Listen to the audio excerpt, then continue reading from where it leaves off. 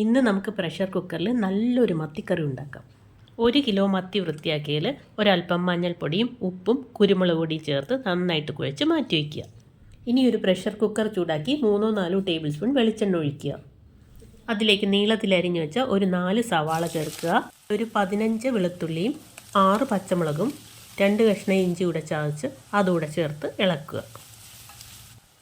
ഇതൊരല്പം വാടിക്കഴിയുമ്പോൾ വലിയൊരു തക്കാളി ചെറുതായിട്ട് അരിഞ്ഞതും 2 തണ്ട് കറിവേപ്പില കൂടെ ചേർത്ത് ഒന്ന് ഇളക്കി കൊടുക്കുക. ആവശ്യത്തിനുള്ള ഉപ്പ് കൂടി ചേർക്കുക. ഇനി ഒരു 3/4 ടീസ്പൂൺ മഞ്ഞൾപ്പൊടിയും 2 ടീസ്പൂൺ കുരുമുളക് പൊടിയും ചേർക്കാം. വീണ്ടും ഒന്ന് ഇളക്കി നന്നായിട്ട് മിക്സ് ചെയ്ത് വയ്ക്കുക.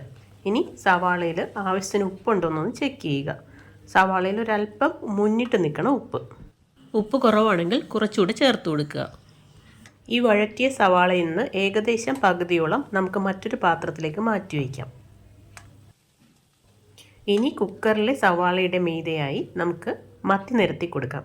മൊത്തം ഒരു 25 മത്തിയുണ്ട്, എല്ലാം നിരത്തി കൊടുക്കുന്നുണ്ട്. കുക്കറിന് ഇടം കുറവാണെങ്കിൽ 2 ലെയറായിട്ട് ഇതേപോലെ ചെയ്തു കൊടുത്താലും മതി.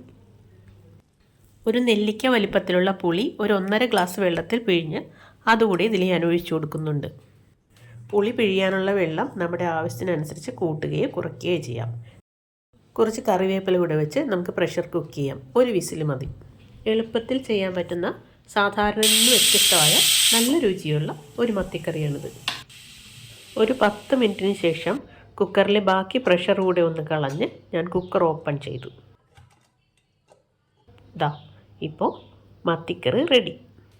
കണ്ടോ? ചോറിനൊപ്പം കഴിക്കാനുള്ള കറി ആയതുകൊണ്ട് ഞാനൊരല്പം ചാറോടെയാണ് ഈ കറി എടുത്തിരിക്കുന്നത്. പ്രഷർ കുക്കർ കറിയാണെന്ന് വെച്ച് മത്തി കൂടുതൽ വെന്തൊന്നും പോയിട്ടില്ല. എല്ലാം നല്ല കറക്റ്റ് പരുവാണ്. നല്ല സൂപ്പർ ടേസ്റ്റ് കറിയാണ്. ഇങ്ങനെ ചെയ്തിട്ടില്ലെങ്കിൽ ഇഷ്ടപ്പെട്ടാൽ ഇതേപോലെ ഒന്ന് ട്രൈ ചെയ്ത് നോക്കൂ. Thank you.